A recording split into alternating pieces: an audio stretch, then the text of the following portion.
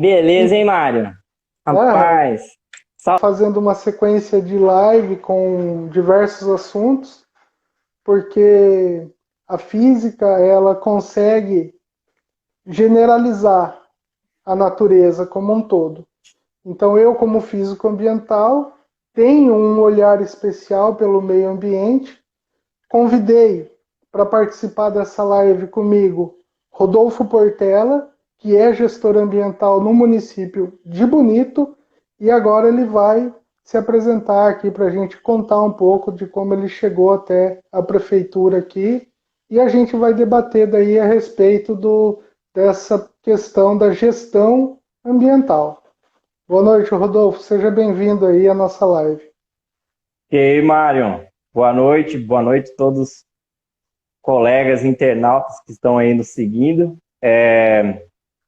Bem, sou o Rodolfo, sou gestor ambiental, tenho mestrado em Ciência e Tecnologia Ambiental.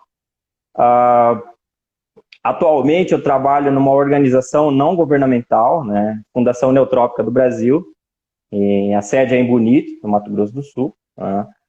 É uma instituição que já trabalha aí há 27 anos com conservação da biodiversidade e há 5 anos estou trabalhando, né, ajudando aí a instituição a alcançar os seus objetivos, sua missão, enfim.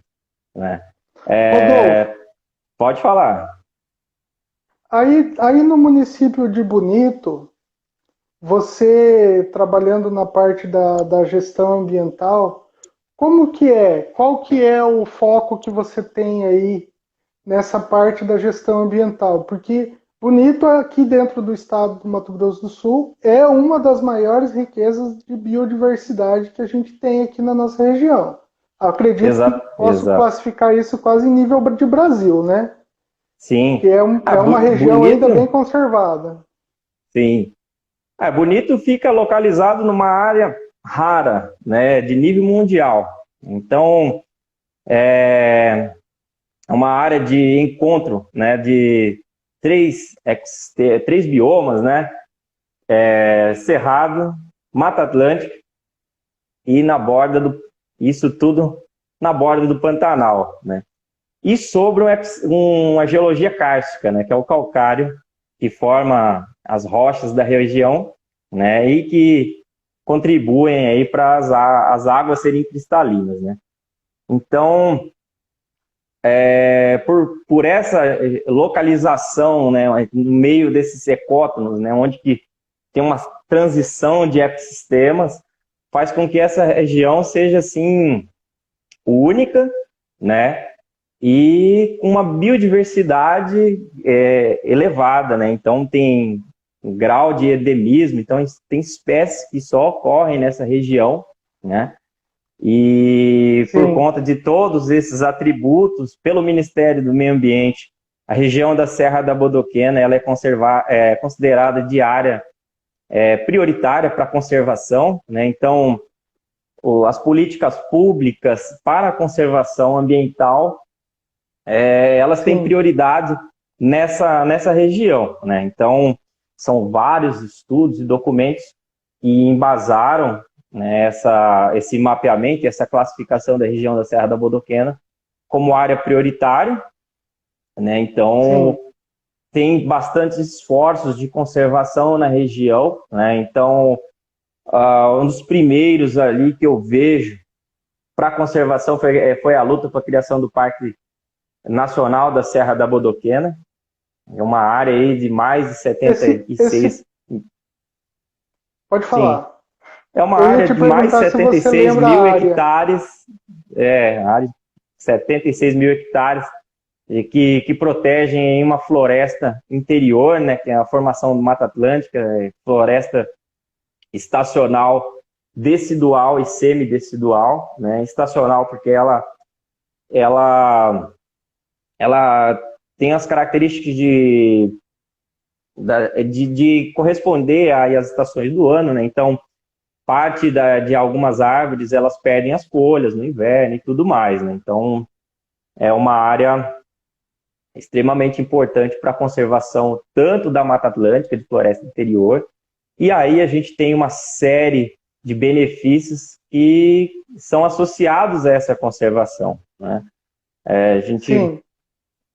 Um deles é a conservação da água, né? Então, algumas pesquisas a gente fez, tal, e bodoquena é a água que vem da serra, né? Então, isso quer dizer que a região é provedora de recurso hídrico, né? Então, a maioria dos rios, das nascentes dos rios que sustentam o turismo de Bonito e região, eles nascem na Serra da Bodoquena. Então a Serra da Bodoquena, ela seria o nosso grande alvo de preservação para poder, consequentemente, ter o ecossistema dentro da cidade de Bonito. O município de Bonito, a água que abastece o município, ela vem da Serra da Bodoquena. A Serra Sim, da Bodoquena, ela traz junto ali a responsabilidade dela dentro do ciclo da água, o ciclo do carbono, o ciclo dos animais, da vida vegetal, de todo o bioma, ele está concentrado na Serra da Bodoquena. O município de Bonito ele é periférico a toda essa preservação, ou ele está exato. junto dentro dessa preservação? Bem, isso são coisas que não tem como dissociar, né? Sociedade de meio ambiente. Então, embora o município de Bonito esteja aí em linha reta, mais ou menos, a cidade, né, da Sim. Serra. Na verdade, a Serra da Bodoquena é um planalto, né, um complexo de várias pequenas serras, né? Os rios que nascem lá, então, por exemplo, o Rio Formoso, né, onde tem a maior parte dos atrativos turísticos da região, a parte de suas nascentes, elas surgem da Serra da Bodoquena, né? Então, de áreas de dentro do Parque Nacional, né? Mas Isso. também, né, a gente sempre bate em cima disso, que não basta somente conservar o Parque Nacional da Serra da Bodoquena, né? Para preservar o recurso hídrico que atende aí Bonito e região, Jardim. A gente também tem que conservar outras áreas que estão fora disso. Um bom exemplo Sim, delas são as áreas a área úmidas. periférica, isso, é de suma importância também. Pode falar, Exato. Rodolfo, pode falar. Bem, a gente tem trabalhado muito num contexto de colocar esses benefícios que a natureza e a biodiversidade fornecem para a nossa espécie, né, para a nossa sociedade, como serviços ecossistêmicos. Então, são todos os benefícios que as pessoas não que extraem algumas vezes da natureza, e a natureza provê isso para a sociedade, né? Então, os serviços ecossistêmicos, né, então, são esses benefícios, né, que são vitais, né, para nossas atividades, tanto atividades econômicas, atividades culturais, né, religiosas. Sim, Então, a natureza, ela dá todos esses meios, né, para que para a gente estar aqui hoje, né? Então, tudo vem da natureza, né? Então, a gente tem eu serviços, vejo por isso, exemplo, pode falar. Rodolfo, eu vejo o planeta Terra é um organismo vivo. O planeta como um todo, ele é um Sim, organismo vivo. Então, eu não posso pegar e colocar totalmente a questão do meio ambiente separado de mim, separado de você, separado do fulano ou do beltrano, porque é tudo um único sistema. É um exato. único sistema. Nós bebemos água, respiramos e nos alimentamos de várias formas. Tem que existir um equilíbrio. Então, historicamente falando, né, Brasil vem já lá de a história do pau-brasil, a cultura extrativista, isso foi uma situação cultural, veio E todo mundo, vamos pegar, vamos pegar, vamos pegar. Eu recebi uma pergunta, Rodolfo, e você, como gestor ambiental, pode me ajudar a responder, sobre como fazer a manutenção do recurso natural. Como você pode ter a manutenção do recurso natural? Porque você não pode simplesmente falar assim, não, a gente tem que parar de fornecer, porque existe uma demanda grande. Só que tem um ponto de equilíbrio. Existe uma forma que a gente pode equilibrar esse sistema. Sim. O que acontece, né? Toda parte, essa questão de desequilíbrios ambientais, né, essa crise ambiental contemporânea que estamos vivendo, esse ano a gente teve vários reflexos de que a coisa não está indo bem, né? E os cientistas já comunicaram isso há 20 anos atrás. Não é por 20 anos. Mais ou menos, daí para antes, já tinha bastante gente falando sobre essas crises ambientais que a gente está sofrendo agora se não tivesse uma tomada de decisão ao ponto de diminuir a pressão dos recursos sobre os recursos naturais, o uso indiscriminado, né? A questão de desmatamento, emissão, né, de gases para a atmosfera. E isso vem sido debatido, na verdade, há quase 50 anos, né? Em 1972, que foi quando tiveram as primeiras iniciativas aí para... Começaram os debates, né, com a questão da conservação da natureza, né? Em 74 teve a Conferência de Estocolmo, né, que foi uma primeira conferência aí que tratava do assunto que a ONU organizou. Então, o tema já faz tempo que a gente tem debatido, né? Então, as prioridades foram mudando de acordo com o tema, com o tempo. Antes era o problema com a poluição química, né, industrial, a questão de CFC, e a gente foi se adaptando, né? Hoje em dia, produtos já não usam mais esse tipo de químicos, né, que faz o buraco na camada de ozônio e tudo mais, enfim. Sim. E aí, cara, a gente começou a partir para o outro debate, né? Então, aí, a partir da década de 80, é que a coisa foi pegando mesmo com a questão dessa sobreexploração dos recursos naturais, né? Então, a gente consumir mais do que os ecossistemas se renovam, né? O recurso natural se renova. Então, tem recursos naturais que são renováveis, né? Então, por exemplo, tecnologias... a cana-de-açúcar, por exemplo, ela é um biocombustível, né? Você me corrija se eu estiver errado, mas que ela é renovável. Biocombustível. Sim, renovável, né? De acordo com o plantio e tudo mais, né? Rodolfo, só que existe outros tipos de... Só para concluir, outros tipos de recursos que eles demoram milhões de anos, milhares de anos para se repor, né? Sim. Então, por exemplo, o solo, né? Para formar 1 centímetro de solo é quase 1000 anos, né? Então, o solo que é indispensável para o plantio aí de todos os alimentos que a gente consome hoje em dia, e também as florestas estão sobre esse solo, que são ativos ambientais, né? Então, a gente começou a explorar muito além disso, né?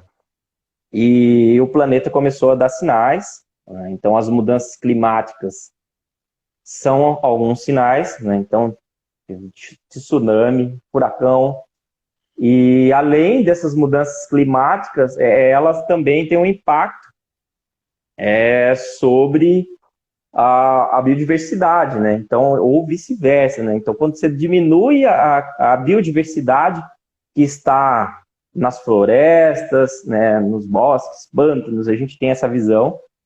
Quando você vai diminuindo isso, a crise climática vai aumentando, né? Então, os efeitos extremos vão aumentando por conta do aquecimento global que advém de todo esse mau uso que a gente faz da natureza. Então, há mais ou menos 20 anos, os cientistas já começaram a prever que a gente ia passar por isso, que a gente ia passar por pandemia, que a gente ia passar por eventos extremos como chuvas intensas, alagamentos de regiões, secas extremas. Então, esse é o efeito que a gente está tendo agora, né? E então teve alguns casos, por exemplo, de casos de ataques de gafanhotos, né, na África, que estava um caos, assim, a gente viu no noticiário, né, com a perca das áreas de produção e tudo mais, né. A gente tem, inevitável não falar do coronavírus, né, porque o coronavírus, a pandemia, advém do mau uso da biodiversidade, né, então da degradação dos ecossistemas, do uso de animais silvestres para alimentação e tudo mais, né, então a culpa Sim. não é do animal, não é de quem come, né, a culpa é de todo um sistema que a gente tem vivido, né, e as nossas vidas estão inseridas nele, que faz com que as pessoas tendem a explorar, né, o meio ambiente e usar de maneira desordenada. Eu vejo uma luz no fim do túnel, Rodolfo. Eu acredito na inteligência, eu acredito na sabedoria, eu acredito que o ser humano ele vai conseguir, nós vamos encontrar uma forma de resolver todos esses problemas. Porque quando eu comecei a estudar física, era quase uma coisa assim surreal você falar sobre motor elétrico para mover um carro, sobre energia solar de forma micro, sabe? A produção micro de energia solar. Hoje você tem condições de colocar na sua casa um sistema de produção de energia solar. Então Exatamente. Já não tem mais a necessidade de você fazer uma devastação imensa para fazer um campo de placa solar ou fazer um alagamento imenso, que nem aqui a gente tem o nosso exemplo aqui das Sete Quedas, né? Ali Foz do Iguaçu, por causa da geração, da necessidade de se criar energia, teve uma mudança completamente no meio ambiente. Aquele meio ambiente ele mudou radicalmente. Você teve ali um espelho da água que vai fazer o ciclo da chuva, o ciclo da água mudar completamente por causa da reflexão da luz solar. Então você começa a distribuir água para uma região que antes não era necessária e vai formando alagamento e vai afogando aquela mata e vai deslocando aquela fauna. Então isso tudo a gente vai gerando essa consequência pela demanda da necessidade que o ser humano tem. Então depois, quando você olha ali e fala assim, não, o que interessa mesmo é comida, tem que produzir comida. Claro, é necessário produzir comida, só que a tecnologia está aí para nos auxiliar a produzir alimento em uma área menor e de forma mais responsável, Sim. De forma mais eficiente. Exato. E assim ajudar a preservação do meio ambiente. É necessário são várias iniciativas que são necessárias para a gente ter uma mitigação dos impactos. Tá? A gente não fala em reversão dos impactos. O que a gente já está sofrendo agora, a gente chegou num ponto que é irreversível. Né? Então, a gente tem muitos ecossistemas que foram perdidos. Né? Então, a gente precisa de um contexto, né, onde sejam desenvolvidas políticas de desenvolvimento, né, que tem uma interface com, né, cumprimento das leis ambientais, cumprimento dos compromissos ambientais mundiais. Né. Então, agora se fala muito nos Objetivos de Desenvolvimento do Milênio, né, a Agenda Ambiental de 2020 a 2030, né, que tem vários objetivos que os países precisam seguir e atender para a gente ter uma mitigação desses impactos. Né? E fora os outros acordos que foram firmados, né? Um exemplo deles que tem sido muito falado, o Acordo de Paris, né? Com o clima. Então a gente precisa sim, a tecnologia eu vejo que ela já não é mais impeditiva. Né? Hoje em dia você consegue fazer tudo com a tecnologia, né? Então, olha só, a gente está aqui a quase 700 quilômetros e estamos agregando pessoas de diversas partes, né? Sim, então, a tecnologia ela não é mais impeditiva, né? Ela tem que ser utilizada para mitigar esses impactos, né? Mitigar as mudanças climáticas, né? Além disso, a gente precisa recuperar as áreas que foram degradadas dos ecossistemas. Então, o Brasil, hoje em dia, tem um passivo de mais ou menos 12 milhões de hectares de áreas que precisam ser restauradas, né?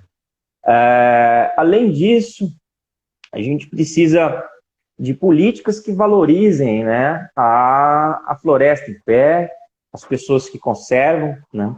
Então, temos debatido muito a questão de pagamentos por serviços ambientais, de pessoas ou empresas que ajudam a conservar esses serviços, né?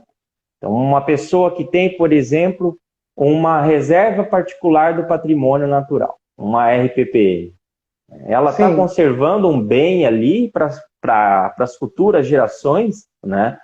É público geral. Uma área dessa é para o público geral. Ela está conservando bens para todos, né? Para a coletividade, uma pessoa, né? Então, nada mais justo do que essa pessoa receber por isso, né? E aí estimula até a você manter a floresta em pé, né? Então, a pessoa não vai ter interesse de derrubar para fazer carvão e depois vir com gado e depois começar um ciclo de porque soja tudo e tudo mais. Vem dessa necessidade financeira, né? Vem da necessidade financeira. Então, se a gente conseguir desenvolver uma política pública firme, que ela possa atender o ribeirinho, que ela possa atender a pessoa que mora no interior e tem condições de manter uma área verde, você pagar por essa área verde, eu concordo com você, nada mais justo. Eu vi aqui, dentro das perguntas que foi passando aqui, a respeito do incentivo do governo para a energia solar. O caminho que eu vejo para a gente adquirir um incentivo real, ele já vem acontecendo. Se você hoje ir procurar instalação da energia solar, você tem um facilitamento, digamos assim, para o financiamento dessa tecnologia. Já são taxas reduzidas, já tem uma diferença, você participa junto com a Energisa ali, ela fica com parte dessa energia que você está produzindo, porque ela vai redistribuir. Então, assim, eu acredito que não existe prejuízo dentro dessa tecnologia. Mas a demanda, quanto mais pessoas exigirem essa tecnologia, mais fácil vai conseguir as leis. Exatamente. Então, as leis, elas vêm da demanda. É aquilo, a população tem que participar, tem que solicitar que exista uma política pública para popularização da energia solar. Eu tenho um outro equipamento que é o biodigestor. O biodigestor, se você analisar, Rodolfo, é o fim da fossa séptica. Inclusive, a gente tem uma experiência, só se tratando de biodigestor, temos uns colegas, a gente está montando um negócio e estamos trabalhando com isso, né? Com um biodigestor para fazer o tratamento, né, tanto de resíduos da casa, né, resíduos orgânicos domésticos, e também tem os biodigestores para resíduo de fossa negra, né, que você pode pôr no banheiro. E aí esse negócio gera um gás, cara, fantástico, assim, com 3 quilos de resíduo, você consegue aí quase 3 a 4 horas de gás, né? Então, imagina isso no consumo de um fogão residencial. 3, 4 horas de gás. Imagina, assim, você não ter aquela necessidade de ser pego de surpresa no domingo à noite que acabou o gás. Sabe? Você tem esse equipamento e você tem esse fornecimento num sistema isolado, dentro da sua casa. Fora que você vai estar ajudando e muito o meio ambiente, porque quando você corta a água negra, que você para a água negra, que ela não chega até o rio, olha o benefício que isso traz. Sim. Você desonera o sistema de tratamento de esgoto bastante. E além disso, né, para resíduos sólidos urbanos domiciliares, né, metade do que vai para o lixo ali é orgânico, né? Então você imagina só se a gente fizer a compostagem e também usar essa matéria-prima para fazer biogás, né? E o sobreproduto disso vem um fertilizante líquido bem, bem poderoso assim para as plantas, né? Então, voltando ao assunto, a tecnologia está aí, né? E então Ela tá para ajudar. a gente tem que mudar também nosso comportamento, né? E a nossa maneira como a gente encara o meio ambiente e como a gente vive ele, né?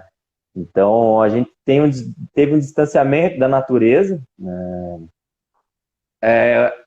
E aí o homem começou a se colocar fora desse sistema e não é Mas bem assim, não e tem, não é assim, não não é é assim que assim. funciona, né? A Não é gente não assim que consegue funciona. sair A gente daqui. faz parte dele. Se a Terra entrar em colapso, a gente vai junto, né? Então Sim, são são várias atitudes, desde você tomar conta do seu lixo, fazer sua compostagem e tudo mais, até sim, você optar por produtos, né, que gerem menos impacto, né? sim, Fortalecer os pequenos produtores, né, de próximo de onde você mora, adquirir esses alimentos da agricultura familiar. sim. Então, são algumas atitudes que a gente pode ter no dia a dia para mudar um pouco esse cenário, né? Além disso, né, voltando para falar de participação social, né, historicamente, as mudanças e todas essas leis ambientais que a gente tem, essas conferências, elas vieram da necessidade da Da sociedade, né? necessidade. Então, assim, ali em 68, se eu não me engano, tiveram vários protestos, né, pela democracia e tudo mais, mas também já começou a aparecer ali a pauta ambiental, né? E Sim, o Greenpeace. exatamente. E aí aqui no Brasil a gente vê que o movimento, por exemplo, Direta Já, né, que começou em 84, que o povo foi para a rua e tudo mais, a gente conseguiu depois entrar para eleger aí os nossos governantes de maneira direta, né, pelo voto. Então, a Sim, aí participação da surgiu a sociedade. Constituição de 88. Exatamente. A Constituição de 88, ela tem leis muito interessantes a respeito da preservação ambiental. Uhum. Então, foi através dessa Constituição que o ser humano, que a população conseguiu estabelecer o margeamento das águas. Hoje dentro do Brasil, eu estava conversando com outras pessoas, eles chegaram a citar, Mário, hoje você tem condições de sair do Paraná até o Amazonas andando pelo mato, se você for costeando as águas. Se você for costeando as águas, você vai andando pelo mato, você consegue encontrar já essa... Começa a ter esse respiro, sabe? A gente já está percebendo que o cuidado está sendo tomado. É na lei, é na força, mas é no esclarecimento, é na Uhum. razão da situação. Então a gente vê a necessidade. Chegou naquele ponto em que o meio ambiente abriu o bico. E a gente teve problemas seríssimos por causa de escassez de água, por causa de escassez de recursos, por causa de aquecimento, o aquecimento global. E aí isso tudo foi sendo discutido. Foi sendo trabalhado, foi sendo enrijecido em leis, e leis essas que devem ser respeitadas. E eu vejo aqui pessoas comentando aqui, perguntando para a gente se a gente acredita que existe condições do ser humano sair melhor dessa pandemia. Existe condição, mas a gente tem que Sim. pôr o pé no chão, Uhum. acalmar a consciência e tomar decisões Uhum. racionais. Não Exatamente. adianta a gente chegar agora e falar, não, tá tudo errado, vamos jogar tudo pro alto. Não, isso é um processo que vem sendo construído. A gente vê, e isso daí é histórico. É uma situação, é um contexto histórico que ocorre. Então, Sim. o nosso papel é fortalecer isso daí e disseminar a ideia. Porque, assim, olha que bênção, Rodolfo, a gente ter a oportunidade de conversar isso, de poder gravar essa conversa, de postar isso para outras pessoas poderem assistir, algo que em outros tempos seria impossível. Sim. Seria impossível. Exato. Eu estaria pensando meio ambiente aqui na cidade de Amambai, você estaria pensando meio ambiente aí na cidade de Bonito, e a gente não ia conseguir trocar informação a respeito de nada. Exato. Exato. Nesse contexto de pandemia, apesar, assim, a gente sabe que tem o lado mais perverso, né, da pandemia, que são os números de mortes. Né? Sim, infelizmente Então, existe isso. o Brasil é campeão, né? Passou aí 40 mil. Né? Mas para a gente não focar tanto nisso e ver um pouco de oportunidade, né? Então, eu acho que a partir dessa pandemia a gente tem uma oportunidade de resetar algumas coisas, alguns comportamentos, né? E melhorar em diante, né? Principalmente a nossa relação com o meio ambiente. Então, eu vejo que é uma oportunidade de desenvolvimento econômico, né? Das pessoas começarem, por exemplo, a valorizar produtos que estão próximos de você. Então, eu vejo, assim, bastante gente que está produzindo, fazendo comida em casa, né? Então, é uma economia que você começa a valorizar um pouco mais, fala, olha, se eu comprar do meu amigo que está fazendo, eu vou ajudar ele a passar, né? Essa pandemia a economia e tudo também mais, se né? movimenta dessa forma. Então, e também de mudar comportamento, né? Então, por exemplo, a gente via na televisão matérias da China falando sobre poluição do ar, tudo aquilo e tal, ou no Japão, e o pessoal de máscara. E a gente achava Há aquilo, anos. falava, Surreal. cara, o que é isso, né? E agora, cara, se você não sai de máscara de casa, você não entra no mercado, nada. Até é encarado de uma forma assim, você vê uma pessoa com falta de responsabilidade, né? Não está tomando as condições básicas de higiene. Então, assim, foi um comportamento que nós adquirimos, né, de usar a máscara, coisa aí de 3 meses, né? Sim. Então, por que a gente não pode ter outros comportamentos, né, e mudar isso a partir de agora? A gente viu que a gente pode mudar, né? Um desses comportamentos é ver os políticos que estão que têm proposta de desenvolvimento mesmo para as comunidades tradicionais e propostas de desenvolvimento sustentável, né? Porque Desenvolvimento sustentável, você falou tudo. esse jeito que a gente está desenvolvendo sobre essa pressão dos recursos naturais, pressão sobre as comunidades tradicionais, né? Pessoas de baixa renda e tudo mais, esse sistema a gente está vendo que ele está entrando em colapso, né? Então ele é um sistema que favorece o aumento das diferenças sociais, das classes, né? Então, aumento de pobreza é um deles, né? Então, os dados mostram que a pobreza no mundo aumentou, a fome também, né? Que era algo que estava sendo combatido. Então, a gente vai ter que olhar com novos olhos para o futuro, né? E principalmente ser ético, né? E em pensar o que a gente vai deixar para quem está vindo daqui de 100, 200 anos para frente, né? Sim. Então, de não pensar só agora, a gente é muito imediatista, pensa a curto prazo, né? E isso não está dando muito certo, né? Então, a gente tem a oportunidade de mudar, né? O Brasil é um país mega diverso. Então, a diversidade aqui é grande. Sim, tem pelo menos aí 5 mil espécies de plantas endêmicas, né? E tudo mais. Então, toda essa diversidade que a gente não tem valorizado, né? A gente não tem valorizado. Desde quando chegaram os portugueses aqui, todos esses ativos ambientais que a gente tem não foram valorizados, né? Então, só viu que a terra era fértil, vamos derrubar isso aí e plantar. Aqui plantando tudo dá. E Né? veio a cultura extrativista. E aí a gente deixou de valorizar isso até hoje.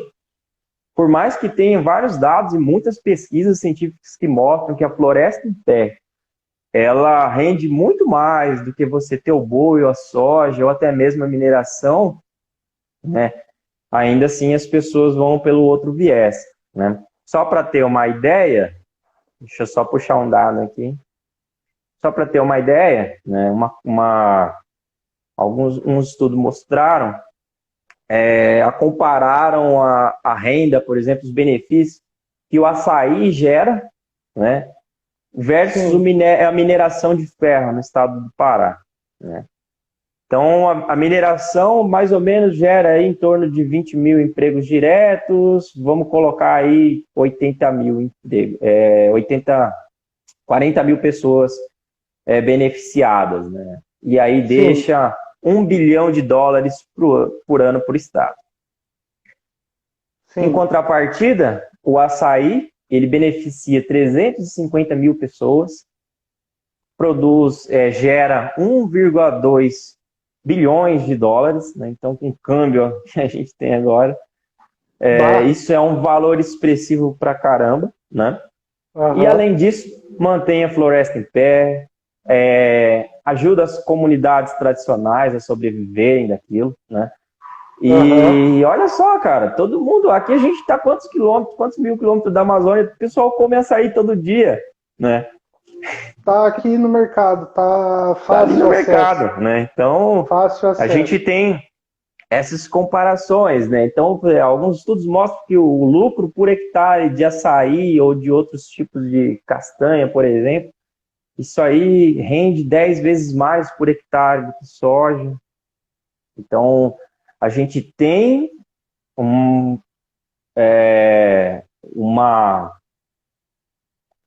monte de riquezas ambientais naturais. O Brasil e os países amazônicos também ali, eles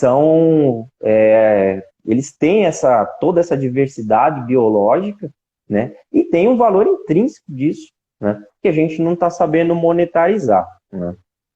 Então, outro serviço ambiental aí que a gente precisa muito, para dar um exemplo e tudo mais, é a polinização, né?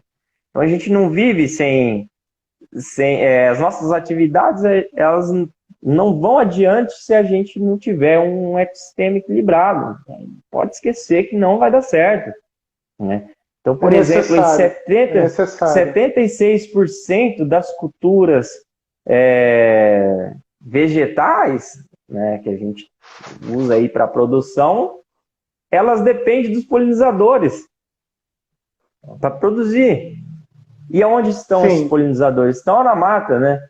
A maior parte desses polinizadores são abelhas, né?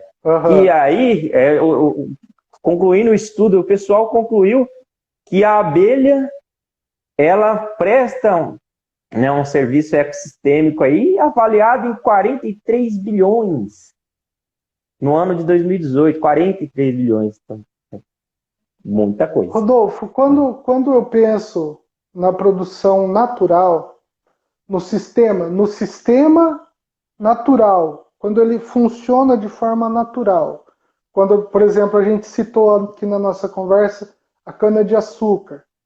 A cana-de-açúcar, o álcool, que é o combustível, ele tem um ciclo do carbono implícito nele, agregado nele.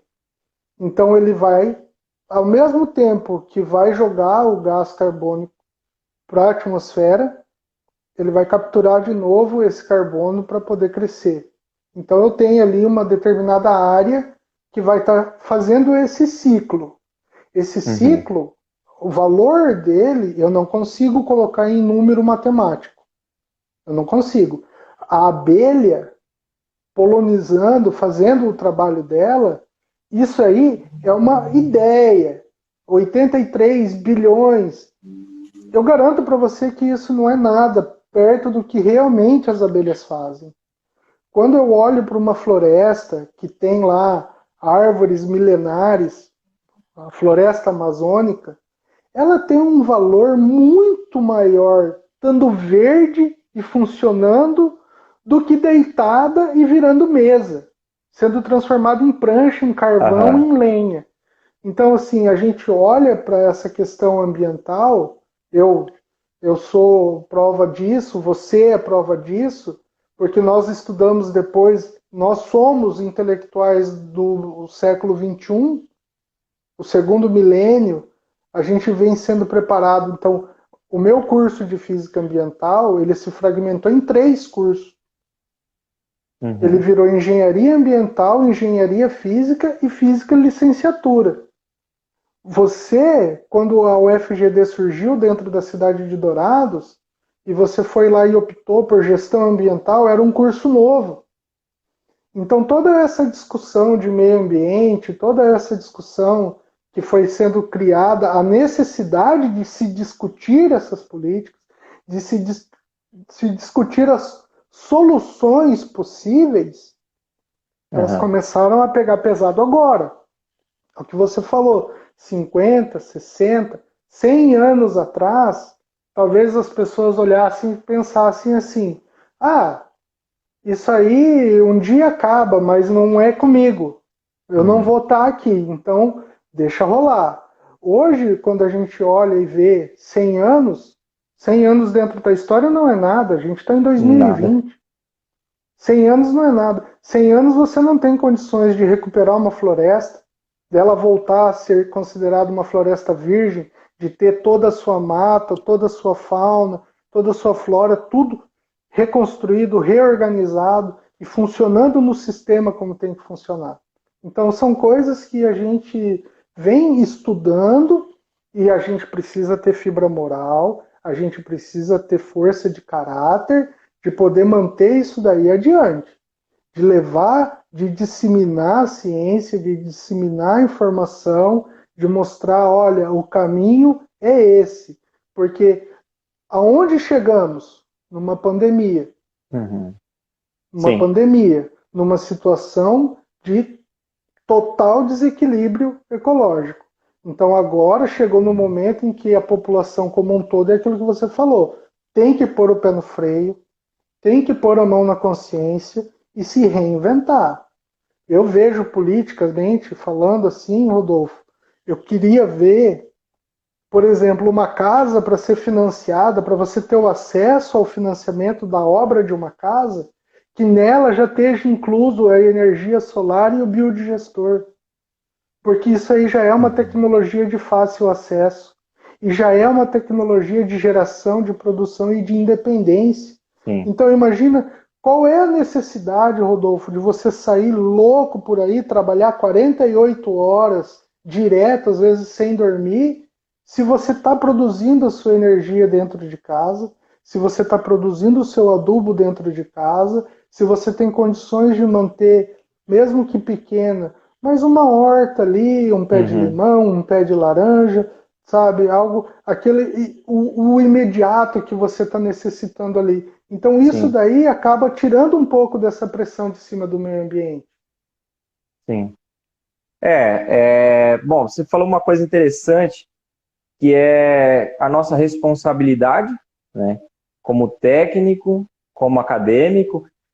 Eu não sou especialista nesses assuntos que a gente está debatendo, né? Eu Sim, uso a ciência aplicada, mas a gente tem uma responsabilidade com as outras pessoas para transmitir esses dados, né? Então, fazer uma sim, divulgação da ciência, isso é extremamente importante, né, para a gente atingir esse engajamento social, né, das pessoas olharem de uma forma diferente, né? Então, esse é um ponto. E aí, também pensando nesses hábitos da gente mudar e tudo mais, ter um gestor, ter energia solar em casa, isso aí, legal. Só que também a gente tem que ponderar algumas coisas, né? Parece que a gente vai falando, todo mundo vai falar, pô, mas todo mundo vai ficar dentro de casa produzindo adubo, plantando e tal. Eu não gosto de plantar. não. Tem gente que não gosta, Não. tem gente que é urbano. Então aí tem outro ponto, né, que a gente tem que discutir, e é sério, a estrutura do nosso país. A gente tem passado por uma desindustrialização, né? O país está desindustrializando porque com a taxa de desemprego altíssima, né? Em cidades que são metrópoles aí, que tem indústrias e as pessoas trabalham nas indústrias, né? Então a gente tem que ter políticas sérias para quê? O que é a industrialização? Nada mais que agregar valor aos produtos. E o produto primário a gente tem de monte, né? O que são as fibras, a questão da produção agrícola e tudo mais, né? Só que a gente tem que gerar riqueza, né, a partir de agregar valor nesse produto, né? Incluir essas pessoas também, geração de emprego e renda e tudo mais, né? Não é voltar e todo mundo virar agricultor e tal, né? Uma parte sim, né? Quem tem inclinação, mas o que a gente tem que debater mesmo é de como pegar essas riquezas naturais, né, e transformar, por exemplo, uma enzima que está lá no sapo e transformar isso num fármaco, né, que vai gerar uma cadeia de empregos ali para várias pessoas, né, e tudo mais, né? Fora o benefício do próprio. Trabalhar com essa indústria fina, né? Porque a gente só está exportando um monte de riqueza e aqui só estão ficando essas externalidades negativas. A gente só está ficando com os desastres ambientais e tudo mais, né?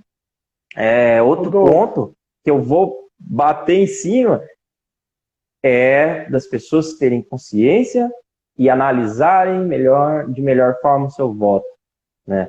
Não é time de futebol, a gente não está numa competição de que lado A ou lado B é melhor, né? A gente está vendo que essa polarização aí só está piorando. Só está piorando. A gente está entrando num... Enfim, né? O contexto a gente vê nos jornais todos os dias. É violência contra as minorias. Agora, ultimamente, a gente teve um protesto mundial por conta da questão do racismo, né? Então a gente está aí tendo que lutar por essas coisas básicas, né?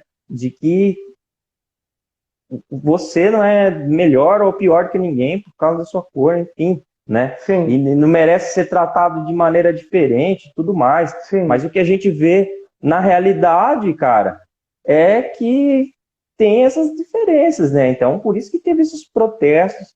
Nos Estados Unidos, a gente viu protestos até bem violentos, né? Brigando por coisas básicas. Infelizmente. Né? Infelizmente. Então, a gente está num momento que a sociedade tem que falar, porra, cara, o que a gente quer, né? O que a gente quer? E aí, a gente vê um país que desmerece a ciência, os nossos governantes desmerecem a ciência, né?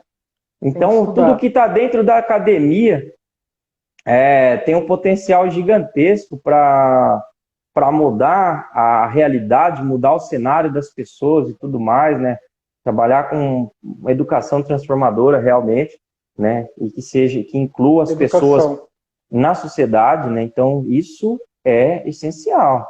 Não tem como a gente fugir disso, né? Eu olho assim, quando eu olho em frente, quando eu olho adiante, que eu quero enxergar o futuro, eu não vejo outro caminho senão a educação, a informação. A pessoa tem que ter acesso. Hoje a informação corre muito rápido. Muito rápido. A informação hoje ela é muito rápida, ela voa na velocidade da luz. A informação ela voa na velocidade da luz, ao clique de um mouse, sabe? Ao ok que você dá ali no WhatsApp. Então, assim, a informação ela tá aí. A gente tem que estudar e tem que aprender a interpretar. Tem que ter interpretação, tem que ter discernimento. As pessoas começam a ter agora a necessidade de aplicar o discernimento. Então, Exato. Quando eu for lá e aplicar o meu dedo para votar em alguém, realmente a gente tem que analisar caráter, tem que analisar postura, tem que analisar comportamento, para chegar e falar assim, não, o cara tem discernimento, vai dar certo. Então, como que eu adquiro esse? estudando, Uhum. me informando. E a gente, Rodolfo, eu, você, todas as pessoas que estão envolvidas no meio acadêmico, têm o compromisso moral de disseminar a informação, de trazer a lucidez, de trazer a razão. Então a gente tem isso como compromisso profissional, de chegar assim e poder falar, ó, escuta o que está sendo falado, observa o que Uhum. está acontecendo e decide. Porque a gente não pode mais continuar massacrando, massacrando, massacrando, massacrando, porque isso aí a gente já viu que não dá certo. Não adianta, hoje não tem mais a necessidade de você abrir terra. Você não precisa mais chegar lá. Eu não preciso, eu não tenho necessidade. Qual é a real necessidade de eu querer desmatar a barranca do Rio Formoso? Eu já tenho área suficiente para produção de soja, para produção de milho, para criação de gado. Sim. Então, assim, a gente hoje tem que aplicar o discernimento, tem que olhar isso daí e falar assim, não, gente, calma, calma, vamos devagar, porque Uhum. agora a gente está entrando em outra fase. É o começo do segundo milênio. A tecnologia está aí para nós, para o nosso auxílio. Então, assim, a gente tem isso daí, tem essa responsabilidade, tem esse compromisso. Eu fico extremamente satisfeito de poder conversar isso com você, porque você é um cara inteligente, você é um cara que conseguiu estudar, você é uma pessoa que tem um engajamento profissional, está trabalhando dentro do município de Bonito. Com certeza o seu trabalho não é fácil, mas isso aí a gente vai discernir, vai trazer a razão à tona. Exato. Rodolfo, É, temos que cuidar o tempo para ver para não perder aqui. Quanto tempo faz que está conectado aí. eu acho que tem mais uns 10 minutos, né? Então, eu É, acho. Pode falar. bom, Mário, o debate é esse, né? A Sim, gente não está cuidando direito do nosso planeta, a gente não se importou, né? E agora a crise está batendo, a água está batendo aí, né? E a bateu. gente bateu bastante, e a gente tem que fazer muito, muito para poder mitigar esses impactos, né? Das mudanças climáticas e tudo mais, que advém da degradação do meio ambiente, né? Então, a gente tem que fortalecer as cadeias produtivas do agroextrativismo, né, das comunidades tradicionais, fortalecer a agroecologia, né, são atividades que tentam combinar o máximo possível a floresta em pé com a produção, né? A gente tem que produzir alimentos, isso é essencial. Não. Então a Sim, gente precisa da agricultura, né? Só que a gente tem que respeitar os limites do meio ambiente, porque se a gente não respeitar os limites do meio ambiente, a gente não vai ter as condições ambientais necessárias para a gente estar desenvolvendo essas atividades, né? Então, a perda da biodiversidade, né, ela acarreta nessa diminuição dos serviços ecossistêmicos, né? E isso vai acarretar em perda de produtividade agrícola, disseminação de doenças e vetores, né? Aumento sim, de desastres ambientais, né? Aumento de invasões biológicas, né? Espécies invasoras, a perda da cobertura vegetal, né? E aí sim. isso tudo é um impacto muito negativo que a gente vai causar para as futuras gerações. Essa é a consequência do comportamento tal qual tivemos até agora. Essa é a consequência. Hoje a gente vive já a consequência do comportamento. Uhum, sim. Essa é a consequência. E, de, Então, e na economia, né, é se falar, se a gente conservar, a gente vai estar quebrando a economia. A gente não conservou nada e a economia está em frangalhos, está quebrado, né? Então a gente está vendo que esse argumento cai por terra. né? E Sim, a expansão sobre áreas naturais, a gente não precisa, a gente tem muita terra aberta e tudo mais. A gente tem muita pastagem degradada no Brasil, né? Que aí aham, só geram prejuízo, não geram benefício nenhum.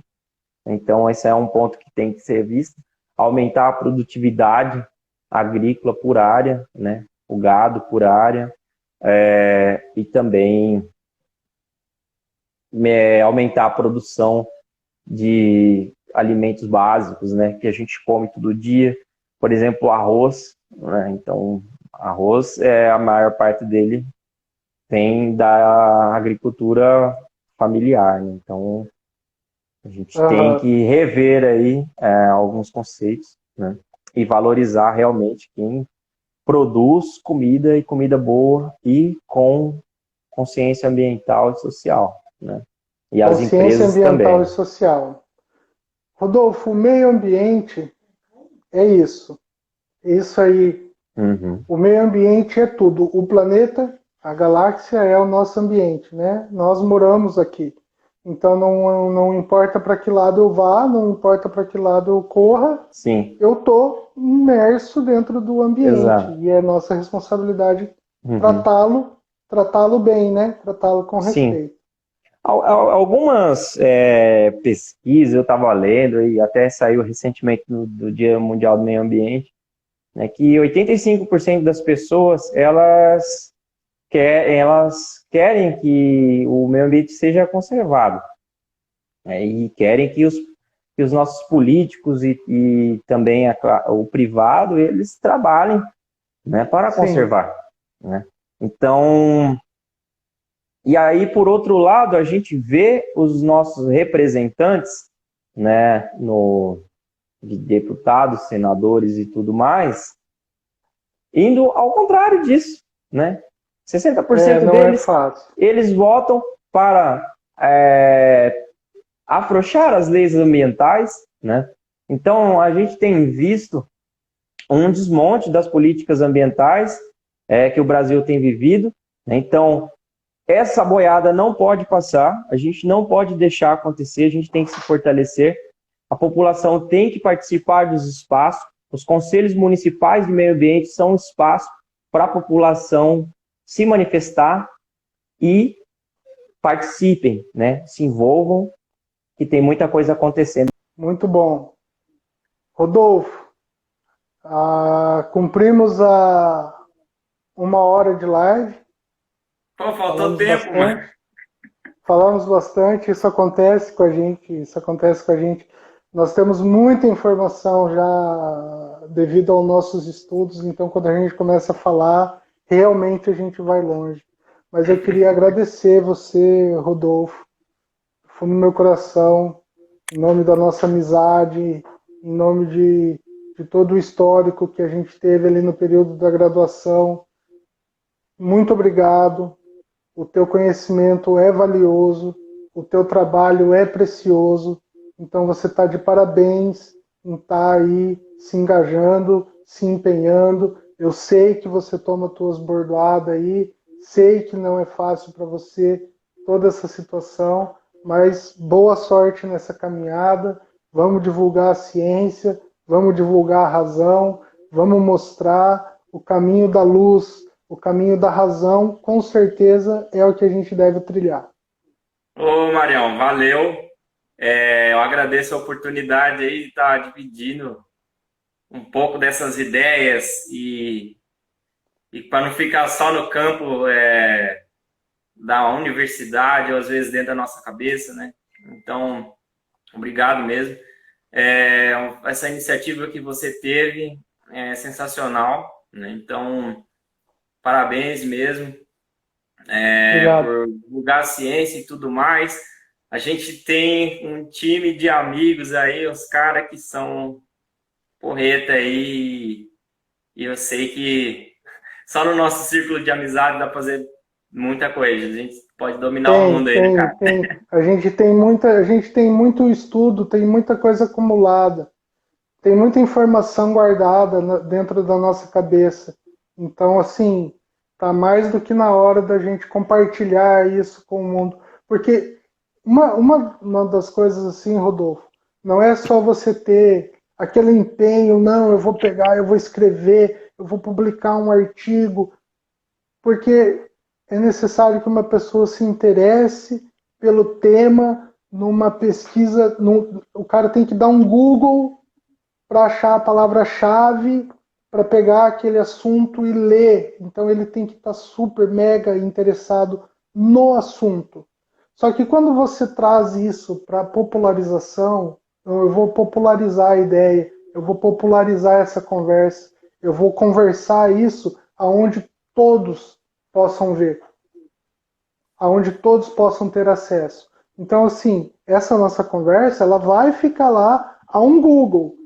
A pessoa vai ter que pesquisar. Mas quando ela colocar lá o meio ambiente, a nossa conversa vai aparecer. E ela foi registrada em pleno junho de 2020. Entende? Então, assim, fica mais dinâmico, fica mais fácil de fazer a informação girar.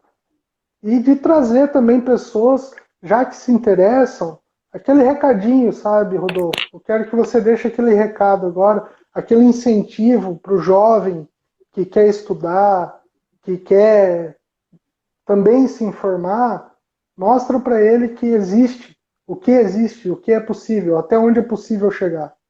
Bem, até onde é possível chegar, né, cara? Nossa,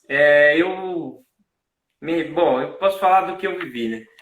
Então, a minha experiência é essa. Eu morava, nasci na zona rural. Eu estava conversando isso ontem, cara. Como que a tecnologia tem aproximado e tem ficado mais fácil da gente comunicar. Eu lembro que eu era criança e era a maior dificuldade da gente fazer uma ligação, né?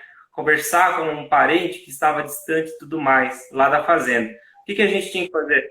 Tinha que passar um rádio amador para uma central, aí a central ligava para outra pessoa que estava lá no orelhão aguardando que você fosse ligar, né? E aí, assim, né? Então, a minha realidade é essa. Meus pais são agricultores, minha família é de agricultor, né? Então, Sim. Tenho muito respeito, né, pelas pessoas que trabalham nessa área e tudo mais, Sim. né? E então eu saí de um lugar, né, da roça e o estudo me trouxe até onde eu estou. Então, atualmente, eu me sinto honrado de estar na superintendência de uma fundação que tem uma relevância enorme para a conservação da biodiversidade, para a conservação da Serra da Bodoquena. Atualmente, a gente tem trabalhado em quase 30 municípios, né? Então, estou trabalhando em quase 30 prefeituras, com mais de 300 pessoas de conselhos de meio ambiente, né? Que a gente discute essas mesmas coisas, né? Respeitando o conhecimento de todos e gerando isso da coletividade e da base, né? Das pessoas que estão lá na frente, né? E então, bom, meus pais me incentivaram muito a estudar, né? E eu acho que isso é uma coisa que ninguém tira, né? Então, a gente Conhecimento. estudar, o conhecimento, ele te abre portas, né? Ele muda o seu mundo, ele transforma o seu mundo, mas toda essa educação foi me abrindo portas enormes, conhecendo pessoas, tendo oportunidades, né? Então, hoje em dia, eu tenho meu emprego, né? Que me mantém, que eu não me sinto explorado por estar fazendo de maneira nenhuma esse trabalho que eu faço. E aí, a gente não chega em lugar nenhum sozinho, né? Que eu só estou aqui hoje falando e tudo mais, e todo esse conteúdo, porque tive vários professores que colaboraram com essa formação, né? Desde da pré-escola até agora, final do mestrado, e até meia hora antes, quando eu estava, 1h30 antes, que eu estava pesquisando artigos e lendo várias coisas para embasar a nossa conversa.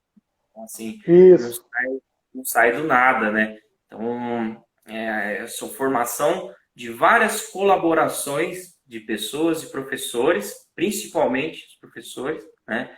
que Sim. eu tive muito respeito, né? Então, isso para os jovens, de respeite seu professor, valorize seu professor, né? Que eles estão fazendo um trabalho árduo pra caramba, né? Pra, principalmente agora, né? Nesse momento que não tem, a gente não tem aulas presenciais, é tudo online, né? E presencial a gente já sabe que é difícil. Eu dei aula bastante tempo, assim, até, né? Minha experiência, uns 4 anos de aula no nível superior e a gente via o quão difícil é a gente transmitir uma mensagem, né? E passar um conteúdo para uma pessoa para que ela assimile aquilo e aprenda, né? De alguma forma. Então, valorize os professores, é uma profissão extremamente importante, é a profissão que forma todas as outras profissões, né? É uma Deveria doação. muito mais valorizada, né, e respeitada Aham. pela nossa sociedade, né? A gente tem visto várias agressões com os professores, né? E, e a gente também tem visto alguns casos legais, né, nessa pandemia, de relato de alunos que falam: olha, professor, você sabe me ensinar, minha mãe está aqui em casa, ela não consegue me ensinar como você ensina, né? Então, a gente É a tá vendo realidade. esse outro lado também, né? Então, Aham. essa, esse que é o incentivo que eu dou, né? Então, estude, né? É claro que, né, a gente sabe que as dificuldades, né, a maioria das pessoas passa por dificuldades, né? Não tem condições de acesso à internet agora com a pandemia para ver o conteúdo que os professores estão passando, né? Então, tudo isso que a gente falou, né, a gente tem que mudar nossas atitudes e tudo mais para que a gente possibilite, né, a mais pessoas terem acesso, né, à educação de qualidade. Esse é um objetivo do desenvolvimento, objetivo sustentável, né? Sim. Então, esse é o recado que eu dou, né? Estude, leia, né? Aproveite a natureza, né? Voltando a falar de natureza, tem até terapias, né, que falam, né, dos banhos de natureza que a gente tanto precisa para abaixar o estresse, para melhorar o nosso sistema imunológico, para combater Uhum. doenças e tudo mais, né? Então, aproveite isso. A gente mora num estado, num país que tem uma qualidade ambiental gigantesca. A gente tem unidades de conservação que permitem a visitação e outras várias possibilidades a partir daí, né? Então, a educação me fez conhecer esse universo, né? E entender de melhor forma como que a gente vive e como que a gente tem que agir dentro da sociedade, em sociedade, né? Para que a gente prospere, né? Então, o recado é esse. Valeu. Valeu, Rodolfo. Muito obrigado por ter participado. Então, no dia de hoje, eu recebi aqui na série de live Rodolfo Portela, que é formado em gestão ambiental. Ele trabalha numa organização no município de Bonito. Então, fica aí meu abraço e a satisfação para você, Rodolfo. Boa sorte aí no seu trabalho. E agora faz um positivo assim, ó. Galera que está nos assistindo aí, ó, bate um print aí da tela para depois a gente postar o agradecimento. É isso Um aí. abraço para a Valeu. galera do grupo da Rama lá. Se não está Grupo que assistindo, hoje a gente vai cobrar depois, hein, Mário? vamos cobrar. Grupo da Rama é um grupo de intelectuais. Grupo de intelectuais. Todos muito bem formados, educados e com muita informação. Podem É, esperar. Serão convocados. isso aí. Rodolfo, no desligar aí, não esquece de salvar. Beleza? Valeu, Grande Marião. abraço. A gente se Outro. Um fala. abração. Deus abençoe. Amém.